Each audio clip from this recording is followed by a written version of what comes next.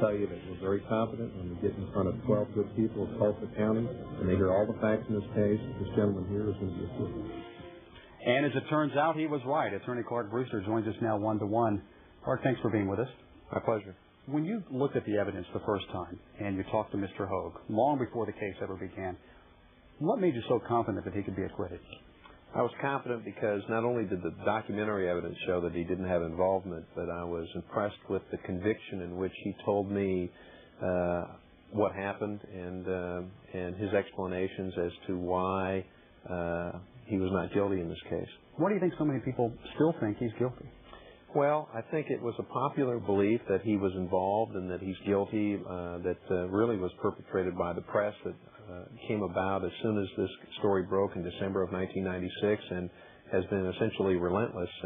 And that's been played out in the media, but in that courtroom we were able to concentrate on the evidence. What would you say to the naysayers right now? Well, what I would say is don't judge another person until you know all the facts.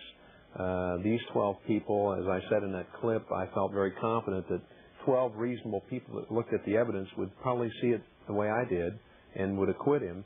And as I hear people bemoan his acquittal, I think those same 12 people, if they were placed in that jury box, would view the evidence the same way these 12 jurors did. Last night, Mr. Hogue seemed to clearly indicate that there was going to be damages sought. I heard you on an interview this morning on the radio seeming to indicate that there may be some damages sought. Will there be, and is there room for seeking injury against Mr. Hogue?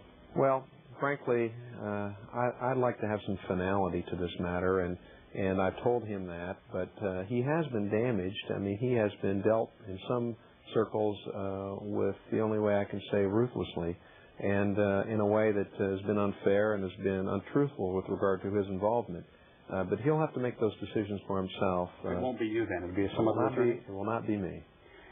Should he be able to retain his license as an attorney and be reinstated as a judge?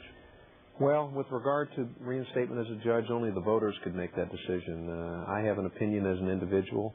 Those voters will have to vote their conscience, just like these jurors did in judging Jay.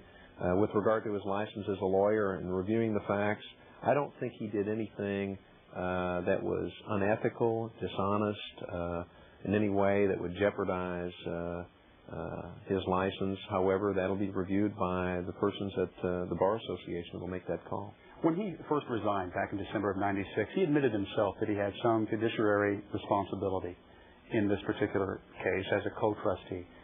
Isn't that enough to show that he's responsible in some way? Well, that's one of the things that really impressed me, and one of the things that led me to want to represent him is the fact that he's always been willing to accept responsibility. When this story came to light, or when Jay really fully understood the depth of Kathleen's involvement and an acts of embezzlement in this case, he stood up and said, okay, I accept responsibility. I want to see that this money's paid back. He signed a judgment. Just like he would be liable on a promissory note at the bank that they both signed, he was but he wasn't criminally responsible. Your next case? Well, we'll see. No big one out there hanging in the air. Well, we have a couple of large cases that I think are very, very interesting, and I think you guys will find them interesting, but we'll see as things progress. We'll keep our eyes on whatever you do. Thanks a lot, Clark Brewster, for being with us, and we have more still to come.